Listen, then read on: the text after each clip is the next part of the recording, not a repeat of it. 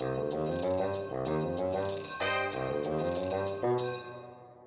right, and we are here again, and we are back again. As always, I'm Matt. I'm Drew. And this is the Back Again podcast. This is our rank episode. So we just finished season 1 of the Back Again podcast.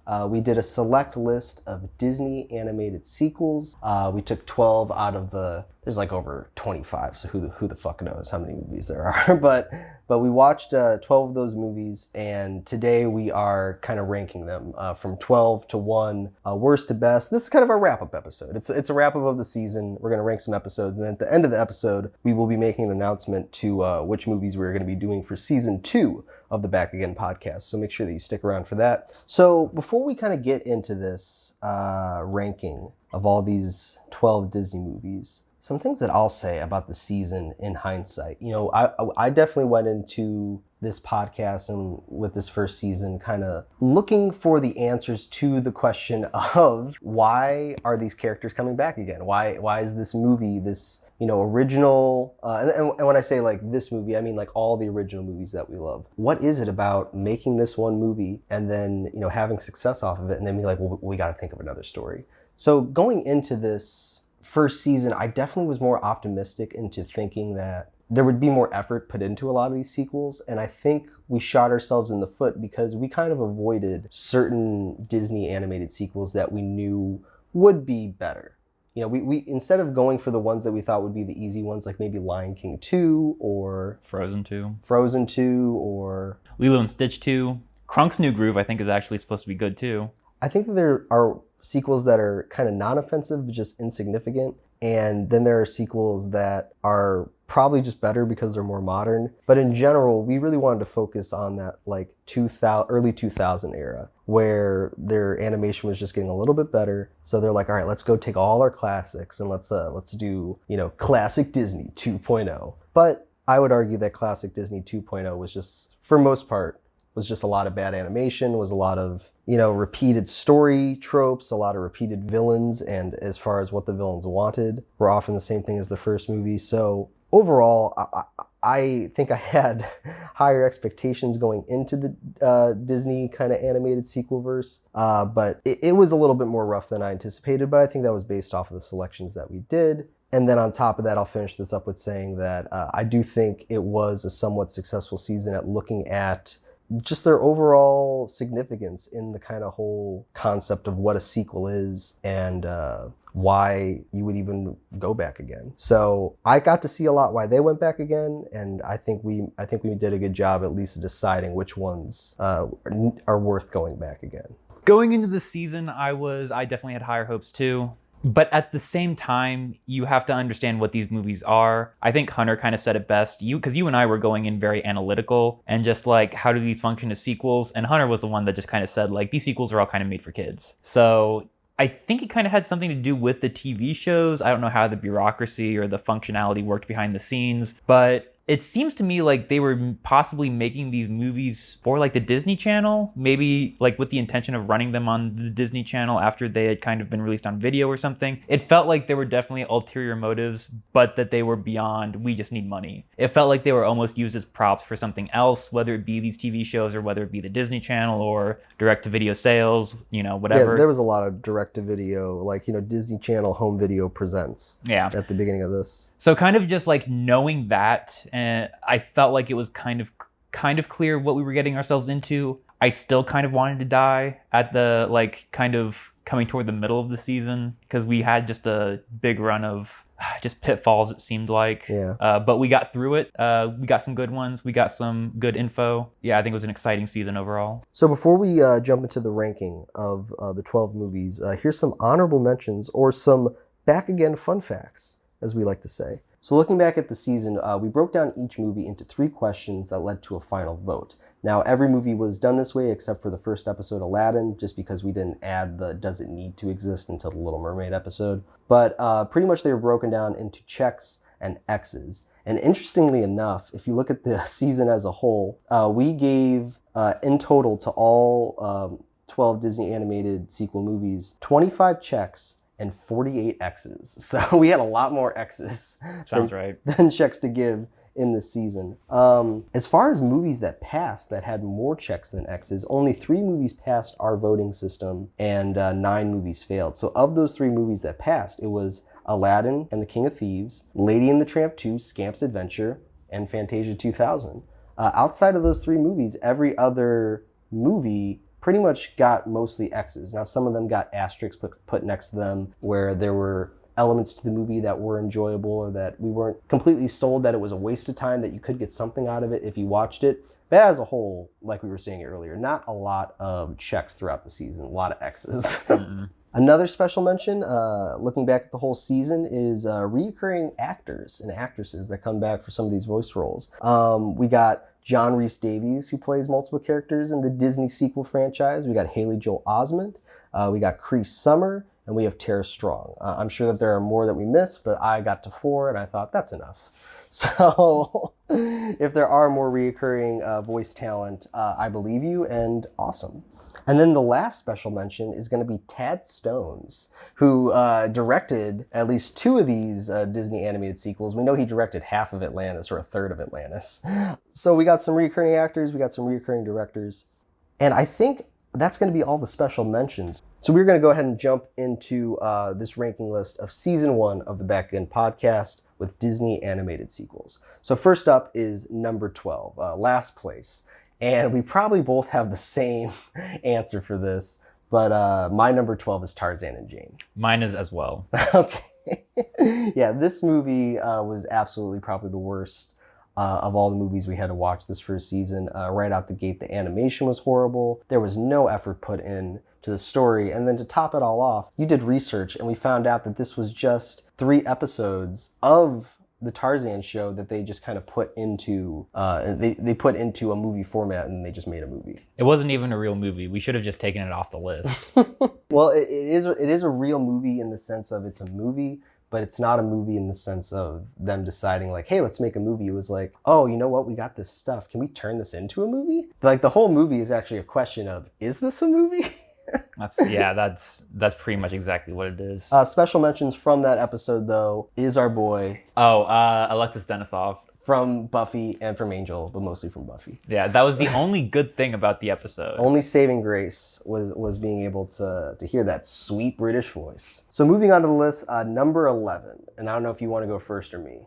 You go ahead, go first. So my number 11 is Atlantis, Milo's Return. Okay, that makes sense. And the reason why this is my number 11 is because just based off the animation alone, this is another one of those movies where it just looks horrible right from the start. It looks just like a TV show. And then we did some more research and we found out that it wasn't as intentional as Tarzan and Jane, but they were in a situation where they were going to make a TV show. It didn't end up working out. And they said, well, we have all these scripts from this kind of failed TV show. Let's just take the 3 best and turned it into a movie. And that's what they did. And that's why you kind of have 6 different writers and you have 3 directors. So yeah, that if Tarzan and Jane was like horrible to get through, this was just a little better to get through, but it was still really, really bad. So that's my number 11. My number 11 is The Hunchback of Notre Dame.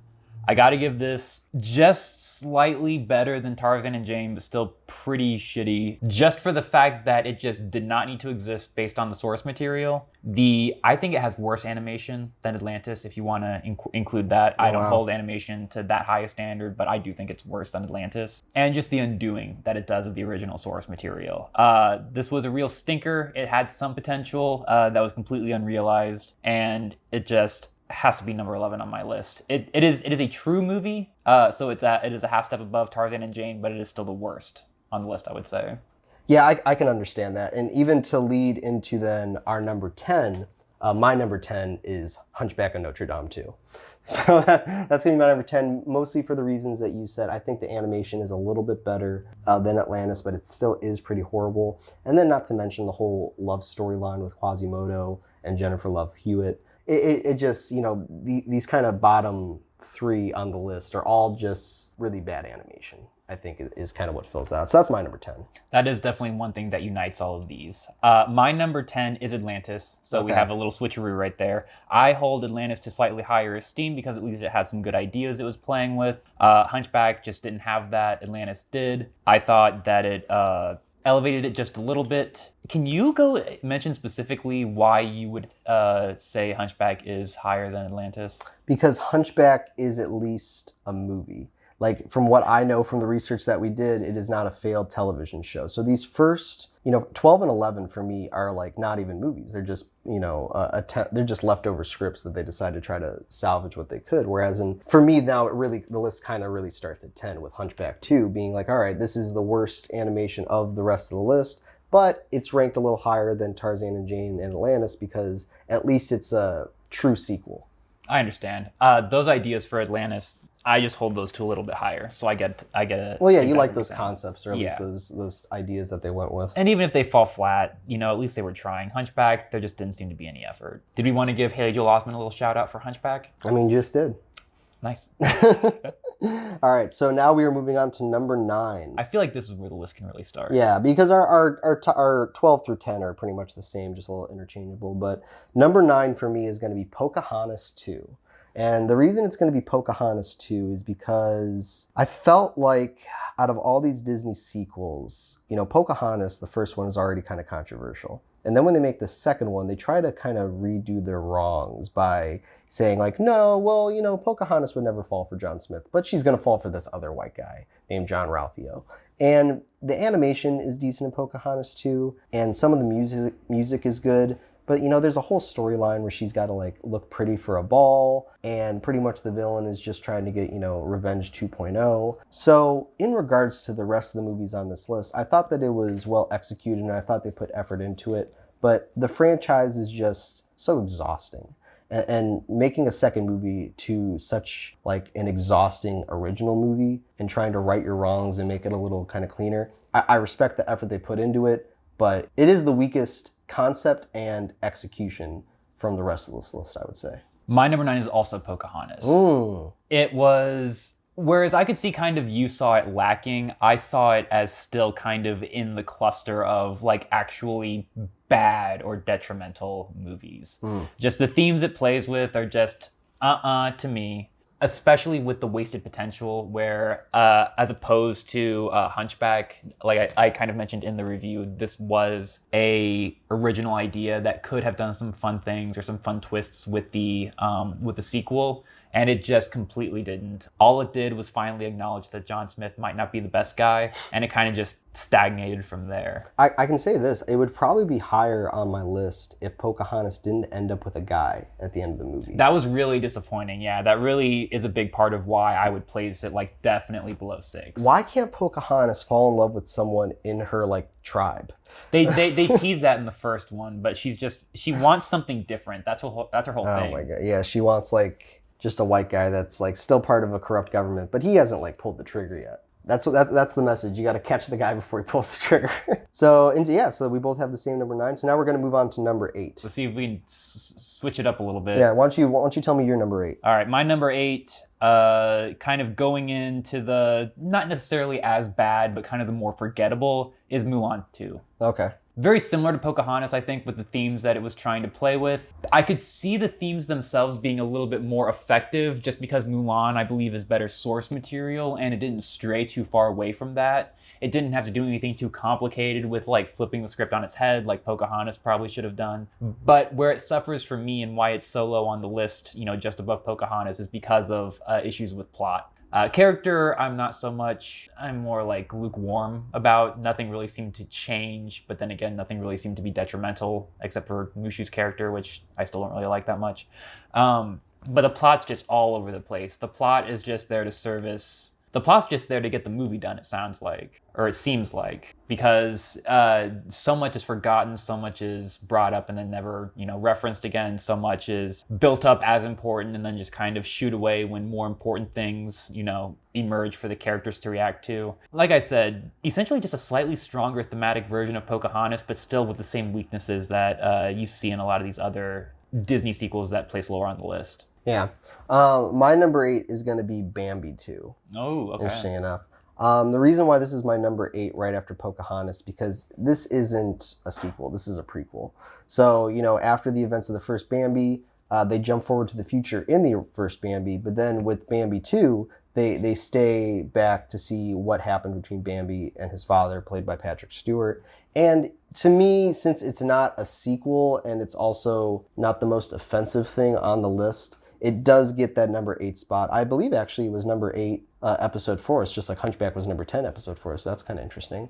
But it is number 8 for me because it's not a true sequel. It is a prequel. There were some elements to the movie that I liked. There were some elements to the animation that I liked. But overall, only 30 minutes of the movie worked for me. So it's going to get that number 8 spot on my list. Okay. And then interesting enough, if now that we jump into number 7, my number 7 is Mulan 2. So without kind of repeating what you said, the only thing that I'll add to the conversation, because yes, the plot is very convoluted, it switches up a lot. The characters are reliant on becoming dumb because they need Mushu to be successful at some of his tricks. But the only reason why this is my number 7 opposed to my number 8 is because some of the animation is good, especially when they do serious stuff. Some of the conversations they have are useful, but it is more a weaker sequel to me because the first Mulan is so good. And when your first movie is so good, and then you jump to this animation that is so much more kind of TV friendly, and when your first movie doesn't tell you the themes, but it shows you the themes, and it shows you your protagonist doing stuff, versus the sequel where she's just kind of saying things and she's complaining. Like I just thought it was a step back for me. So even though there's a lot of things I like about that movie, I think there's some things you can get out of Mulan 2 that are useful. I think the cast is great. I think the music's pretty good.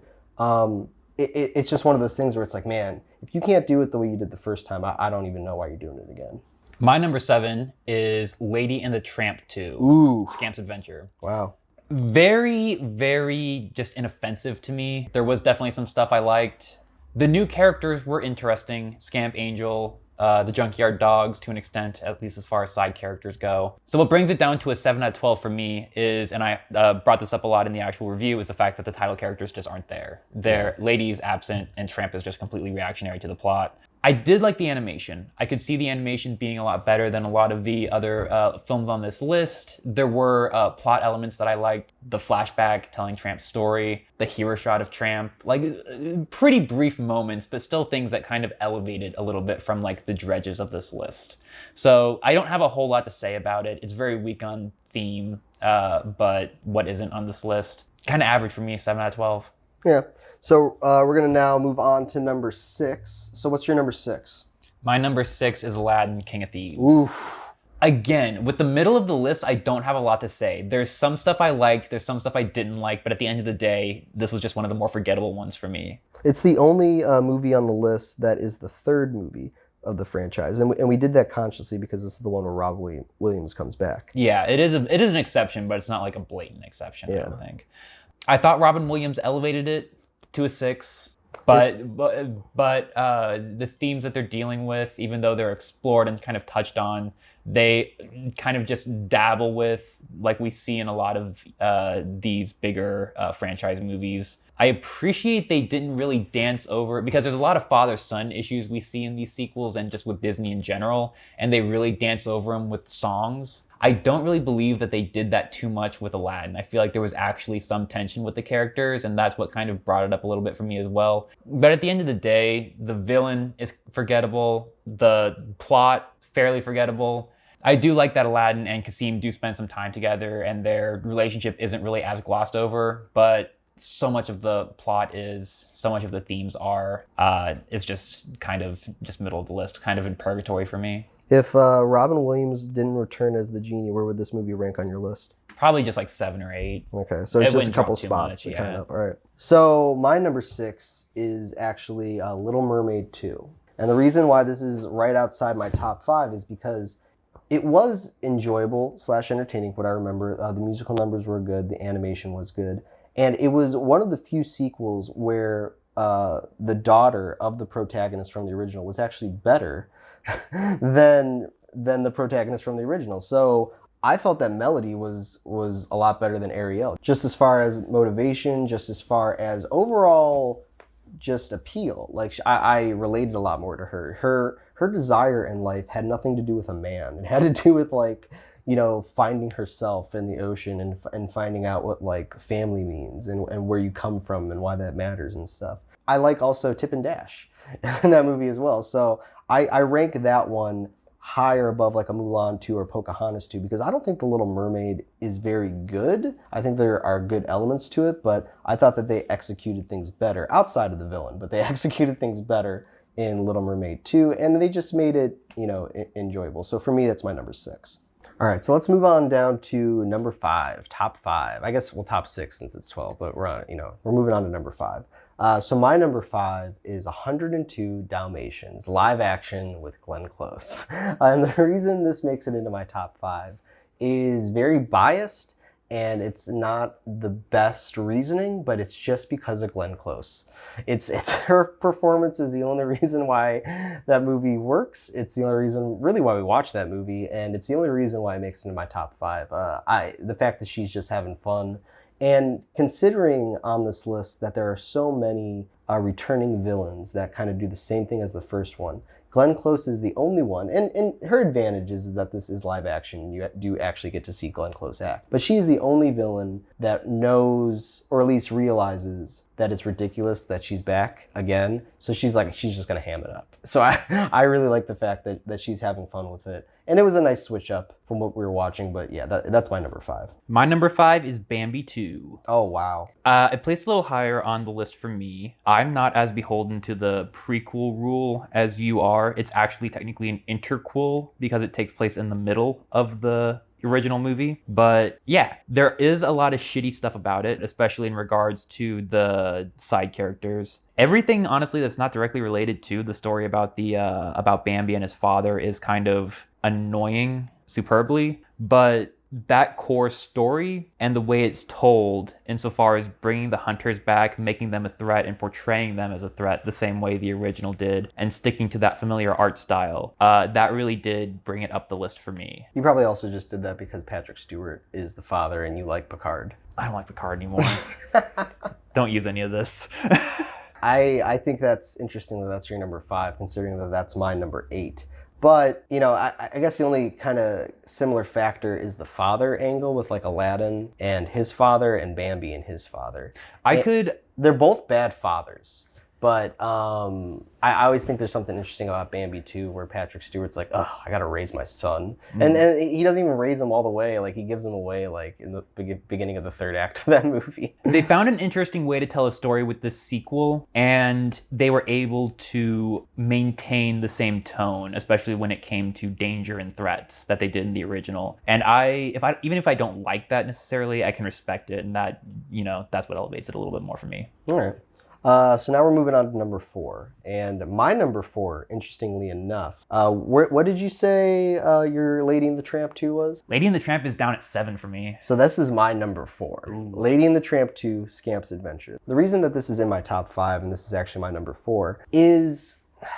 Well, I'll say this. I agree with everything that you said in regards to why it's number 7 in a negative context. However, I will say that out of all the sequels on the list, this one is in the more effort range. The original movie comes out in 1955. They make this movie in 2001. And I think some of the musical numbers are pretty good. I like the Tramp Harrison Ford fugitive flashback when he jumps off the cliff. But in general, I thought that the new characters that they added were good. I thought they paid homage to the original. And in regards to a movie about a day in the life that turns into something else, and I say that because the original is a movie about the day in the life of dogs and then it turns into a romantic comedy or just a romance movie. This one, they add more stuff to the story. So it is a day in the life, but then they kind of, they add a villain, they add in some scenarios. So I just thought the animation, the musicals, and just the overall direction of it and really just trying to keep you engaged and entertained the whole time. I thought that they succeeded on a lot of that stuff, and I can see a kid watching that movie and actually liking it more than the original Lady and the Tramp. So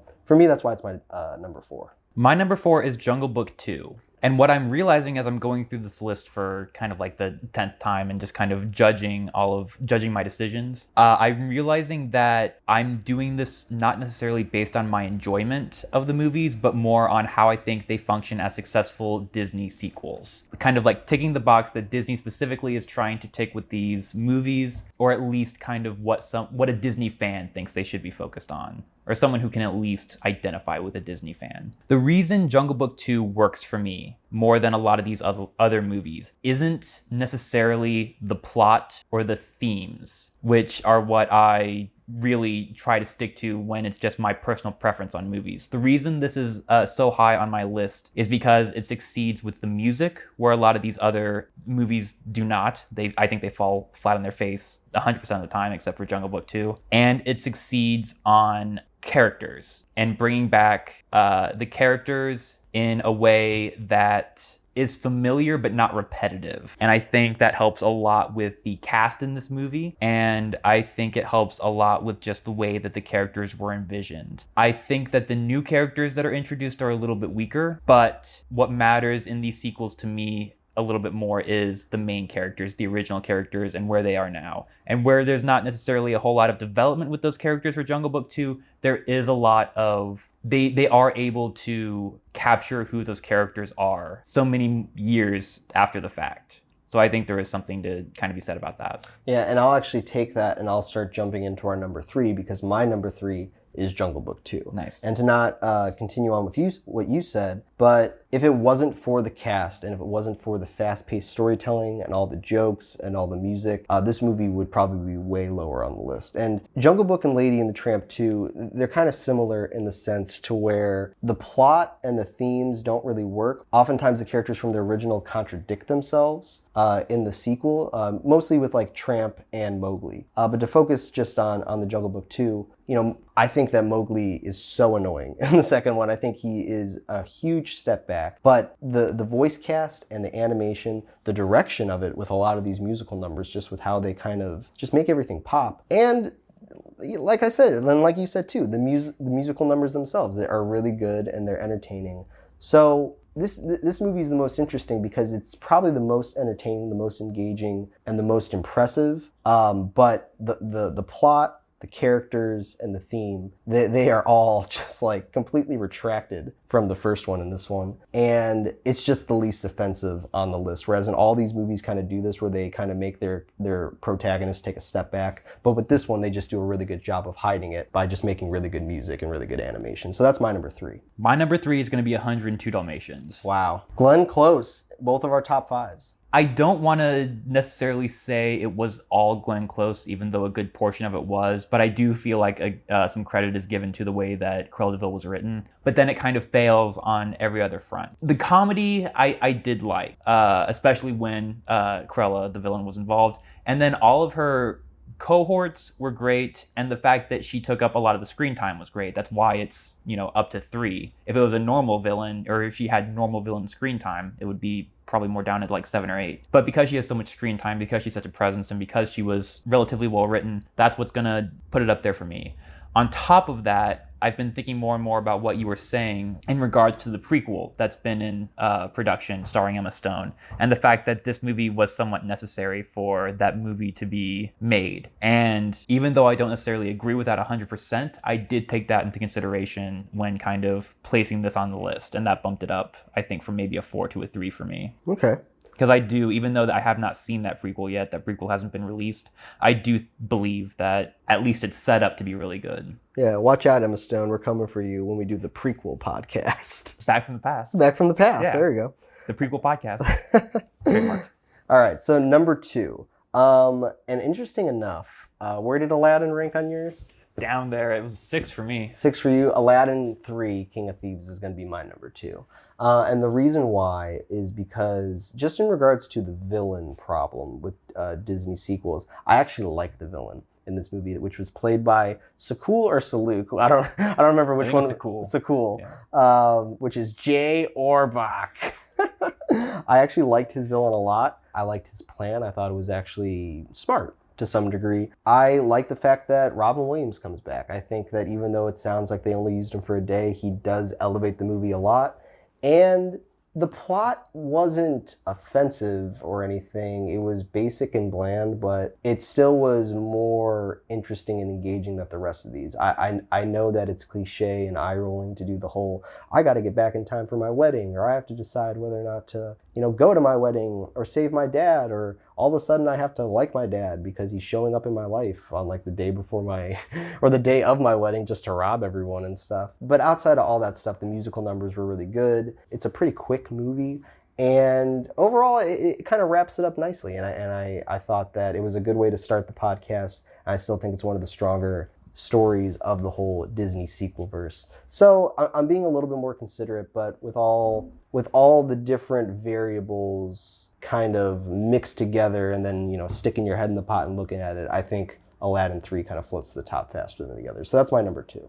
So my number 2 is Little Mermaid 2. Whereas the other movies on this list, like kind of at the top of this list, like Dalmatians or Jungle Book, were kind of functioning very strongly on one level when it came with the villain or the songs. Little Mermaid 2, I think, functioned on a lot more levels, just not necessarily as to the same degree. I think it had a great protagonist. I think it had a adequate villain. I think it had great side characters. This might be the only movie on the list with good original side characters in the sequel. Well, Dip and Dash. It's interesting that this is your number 2, since this movie kind of started off the villain problem that we had with a lot of these movies, which was Morgana was the same as Ursula, and then every movie we watched after the fact, we kind of saw a retreading of that. The only difference is I don't believe any other sequel has a different villain that has the same end goal. Most of them were just the same villain returns. I wouldn't see it as that. I see Morgana as very indicative of... I see Morgana as a good example of what Disney was trying to do with their villains. With Cruella de Vil doing her revenge thing, that was great, but it was still because of Glenn Close, not necessarily because of Cruella. With Morgana, we're doing a classic revenge plot, but we actually have a new character, which is interesting. And then on top of that, we are poking fun at the fact that it is just a retreading of the same villain's plot, which even though I don't think they do it extensively or at least near enough in the movie, they do at least hint at it, so it does register that they were conscious of it. So I thought, even though I didn't think the villain was necessarily handled well, I thought she was handled smart. Same thing with the side characters, same thing with the protagonist, and this is just straight up, I think, one of the few sequels on this list that I think was better than the original. Yeah, so that's why it's got to be like number 2 for me. Yeah, I agree with that. It's definitely better than the original. It's interesting kind of how we both have kind of gotten through 12 through 2 with this. But here we are. We're at number 1, and I mean, if you're looking at the list right now on screen, it's pretty obvious which our number 1 is, and Fantasia 2000. Fantasia is definitely my number 1. It's the one that I grew up with. It is the one that I think is objectively the best one given all of these sequels, whereas we didn't watch the other objectively, well-received sequels like Lion King 2 maybe. Yeah. This is definitely, of the ones we did watch, this is definitely the best on the list. It was the easiest to watch too. I mean, it's kind of unfair to the list. I mean, if you removed our number 1s and you took our number 2s and number 1s, it would be Aladdin and Little Mermaid 2. Yeah. But they put a lot of effort into Fantasia 2000 with the animation, with the music. The host segments were really cheesy, like we said in our last episode. But yeah, I mean, it was really visually engaging, and I thought the themes played with your emotions good, and I thought they made you kind of feel, even if it was for a short span of time, and it was just overall a good watch and an easy watch. Definitely the one that I would recommend. Yeah, like for sure. Just to anyone. Well, it's like we said, it's one of the few sequels where not only is it necessary that they do a continuation of this, but they also excel by doing a continuation of this. They're able to, not diminish from what they did in the past, but kind of exceed it and also pay respect to it at the same time. This is definitely one of the examples, I think, the only example on the list where the original kind of set them up and then the sequel just knocked it out of the park. Really good original, or at least on a concept level, and then a great follow-up that I think really kind of showed what the original was really about. Yeah, and it was a good way to kind of wrap it up after watching all these sequels and kind of different tastes in our mouth. It was a nice something new, yeah. Yeah. So that's gonna be our ranking of 12 through 1 of the Disney animated sequel list. Obviously, we didn't do every Disney movie, so if there's any movies that you thought that we missed, or you think that any movies bring anything interesting to the table, please comment below. Let us know what your rank is of this season. Do you agree with our ranks? Do you disagree? Tell us in the comments below where you would place some of these movies. But overall, I think it was a good first season as far as doing this. I look forward to taking this voting of Worth Going Back Again and now applying it to other aspects of sequel verses. And with that being said, I think this would be a good time to announce what our season 2 is going to be. And season 2 of the Back Again podcast is going to be action movies. So starting very soon, we will be putting out reviews for our top 12 action movie sequels. And the rules are pretty simple with this. They made one action movie, it was successful, and then because of that success, they decided to come back again. And we're going to pick those 12 that we think is the most interesting, and we're going to decide if, in fact, it is worth going back, again. Yeah, and outside of that, we thank you for listening to this first season. And make sure you like, subscribe. Like I said, make sure you comment below. And, everybody stay safe out there. And we look forward to coming back for our second season of the Back Again podcast. But yeah, that's going to be a wrap on season 1. And you got anything else to add, Drew? Can't wait till next season. we got to watch some actual movies. Yeah, it'll get a little easier for us. But yeah, I'm looking forward to it, and we hope that you are too. So if that's it, I guess we will see you here again, back again, on the Back Again podcast. See you next season.